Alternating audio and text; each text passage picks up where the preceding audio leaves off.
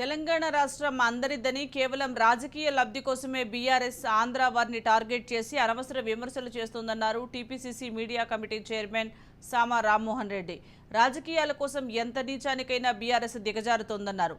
బీఆర్ఎస్లో 10 ఏళ్ల పాటు ఎమ్మెల్యేగా కొనసాగిన అరికపూడి కాంగ్రెస్లో చేరగానే ఆంధ్ర వ్యక్తి అయిపోయాడా అని ప్రశ్నించారు. పదవి దక్కలేదన్న అక్కస్తో హరీష్ రావు ఇలాంటి నీచమైన వ్యాఖ్యలు చేస్తున్నారంటున్న సామా రామ్మోహన్ రెడ్డితో మా ప్రతినిధి తేజ ఫేస్ టు ఫేస్.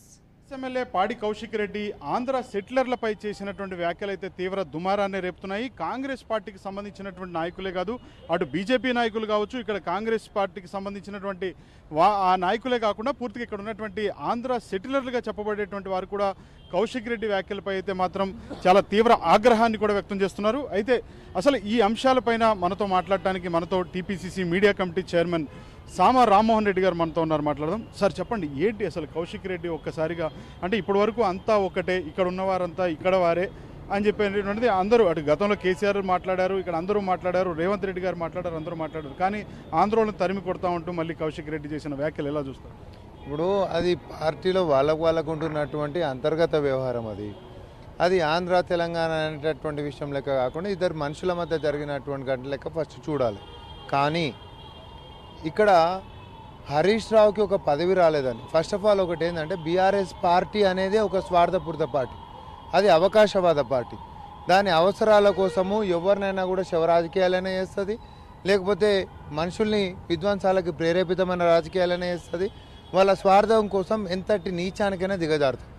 ఎందుకంటే తెలంగాణ ఉద్యమ సమయంలో అగ్గిపెట్ట దొరకలేదని చెప్పి మిగతా వాళ్ళని తగలబెట్టుకొని చచ్చేటట్టు చేసి, తర్వాత అమరవీరుల అడ్రస్సులు దొరకలేదని చెప్పినటువంటి ఒక నీచపు పార్టీ నాయకులు ఈరోజు పేరు మార్చుకొని బీఆర్ఎస్ పార్టీ అని చెప్పి వచ్చినటువంటి వాళ్ళు వీళ్ళు వేరే కాదు కదా.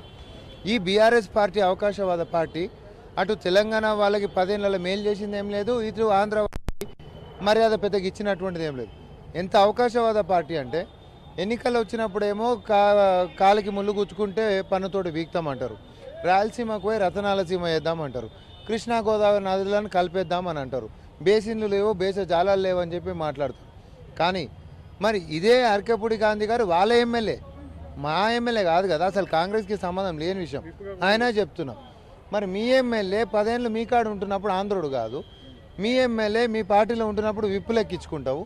ఈరోజు మాత్రం పిఎస్సీ చైర్మన్ ఆయనకు రాగానే నాకు రాని పదవి ఇంకొకరికి వచ్చిందని హరీష్ రావు గారు పాడి కౌశిక్ రెడ్డిని రెచ్చగొట్టి ఆయన మీద ఆయనకు వ్యక్తిగత దూషణలు ఇప్పించుకొని ఛాలెంజ్లు ఇప్పించుకొని తొడలు మెడలు ఇంకేమైనా కొట్టుకురేమో వాళ్ళకు ఉంటున్నటువంటి దాన్ని కాంగ్రెస్ పార్టీకి ఆపాదించి మాట్లాడడం ఏంది? కానీ ఇంతటి సినిమా జరిగి హైడ్రామా క్రియేట్ చేసిన తర్వాత ఒక విషపూరితమైనటువంటి విషయం సర్వసభ్య సమాజం చూసింది ఏంటిది అని అంటే, ఇప్పటికి కూడా వీరి యొక్క స్వార్థ రాజకీయము, సొంత నేతలైనా కూడా అంటే ప్రాంతీయత విషయాలను కూడా రెచ్చగొట్టి మళ్ళీ కూడా పక్కదారి పట్టించాలి ప్రజల యొక్క దృష్టిని అనేటటువంటిది చాలా స్పష్టంగా కనిపిస్తుంది. ఎందుకు కాంగ్రెస్ పార్టీని, ఎందుకు ముఖ్యమంత్రి రేవంత్ రెడ్డి గారి పేరు ప్రస్తావన తీసుకొని రావాల్సినటువంటి అవసరం వీళ్ళకి వచ్చింది నేను చెప్పనా? ఒక పక్క హైదరాబాద్కి రికార్డు లెవెల్లో 80,000 కోట్లకి పైచీలకు పెట్టుబడులు తీసుకొచ్చుకుంటా, RRRని వేగవంతం చేసుకుంటా, దాని కనెక్టింగ్ రోడ్లకి డిజైన్లు చేయించుకుంటా, ఇటు ఏది మొన్న ఏఐ హబ్కు సంబంధించినటువంటి దాంట్లో పునాదులు వేసుకుంటా, తర్వాత యంగ్ ఇండియా స్కిల్ యూనివర్సిటీ అనే లాంటి విప్లవాత్మకమైనటువంటి మార్పులు తెచ్చుకుంటా, మన భవిష్యత్ అయినటువంటి చెరువులు, కుంటలు, కాలువలని కాపాడేటటువంటి హైడ్రా లాంటి ఎట్లా అనంటే ఒక ప్రణాళిక కూడా, ఒక గొప్ప విషయాన్ని ప్రజల ముందుకు తీసుకొని వస్తుంటే, అరే మీ ముఖాలకు 10 ఏళ్ళ ఏ రోజున ఒక మహిళకి ఉచిత టికెట్ ఇచ్చిండ్రా?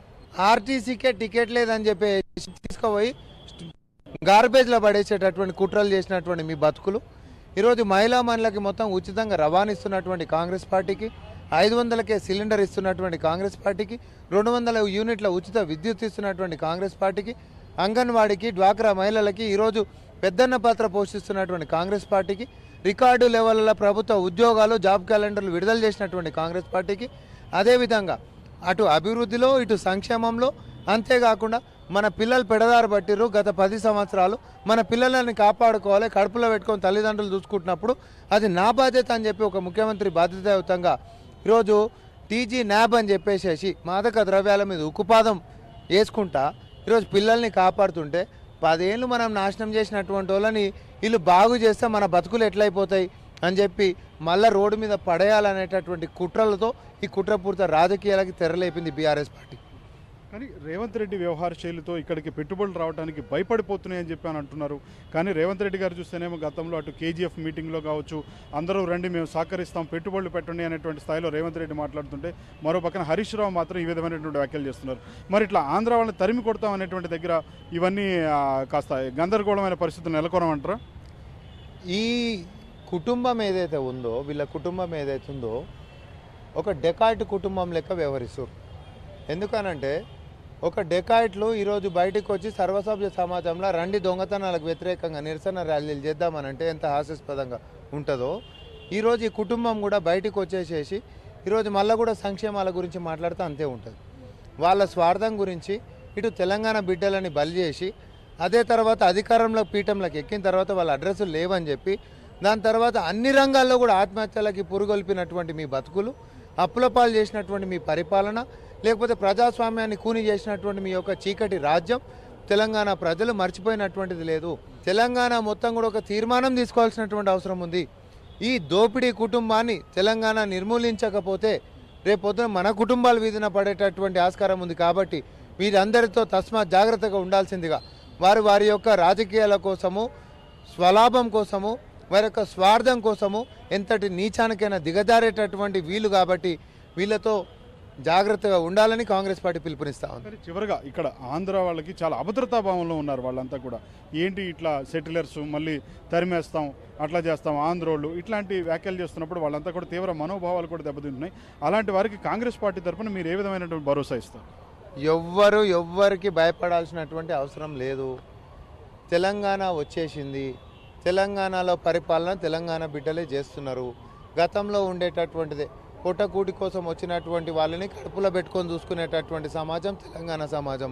మన పొట్టగొట్టేటటువంటి విధానాలకు వ్యతిరేకంగా మనం కొట్లాడినాం, తెలంగాణ తెచ్చుకున్నాం. మన పరిపాలన మనమే చేసుకుంటున్నాం. ఈడే గుజరాత్ వాళ్ళు ఉండొచ్చు, బీహార్ వాళ్ళు ఉండొచ్చు, ఇంకా ఛత్తీస్గఢ్ వాళ్ళు ఉండొచ్చు, లేకపోతే దేశమే కాదు ప్రపంచం నలుమూలల నుంచి కూడా వచ్చి ఇక్కడ నివాసం ఉంటున్నటువంటి ఈ మహానగరంలో శాంతియుతంగా పరిపాలనను అందించుకుంటా వారి యొక్క భవిష్యత్తుకి ఈరోజు బాటలు వేస్తున్నటువంటి ఈ యొక్క పరిపాలన అందరూ స్వాగతిస్తారు.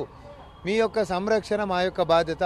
ఇట్లాంటి పగటి వేషగాళ్ళు చాలామంది వస్తుంటారు, మైక్ల ముందు వాగుతుంటారు. ఎవరు దేనికి జంకాల్సినటువంటి అవసరం ఏం లేదు. పరిపాలనలో చేస్తున్నటువంటిది కాంగ్రెస్ పార్టీ, అక్కడ ముఖ్యమంత్రి పీఠం మీద కూర్చున్నటువంటిది Revanth Reddy. Thank you sir. మొత్తంగా చూస్తే మాత్రం ఏ ప్రాంతం ఏ రాష్ట్రం వారైనా కానీ ఇక్కడ స్వేచ్ఛగా కూడా వారంతా కూడా ఇక్కడ జీవనాన్ని కొనసాగించవచ్చు. ఖచ్చితంగా ప్రస్తుతం ఉన్నటువంటిది రేవంత్ రెడ్డి పరిపాలన, కాంగ్రెస్ పరిపాలన మేము పూర్తి స్థాయిలో అండగా ఉంటాం. ఎవరైనా కానీ కేవలం రాజకీయ స్వలాభాల కోసం చేసేటువంటి విమర్శలు వ్యాఖ్యలు ఏవైతే ఉంటే వాటిని చూసి ఎవరు కూడా ఇటు ఆంధ్ర సెటిలర్లు కావచ్చు ఇంకా ఏ ప్రాంతం వారైనా ఎవరు పట్టించుకోవాల్సిన అవసరం లేదని చెప్తున్నారు సామా రామ్మోహన్ రెడ్డి. ఇది సామా రామ్మోహన్ రెడ్డితో face to face video journalist భరత్తో తేజారాజ్ న్యూస్, గాంధీ భవన్ నుంచి.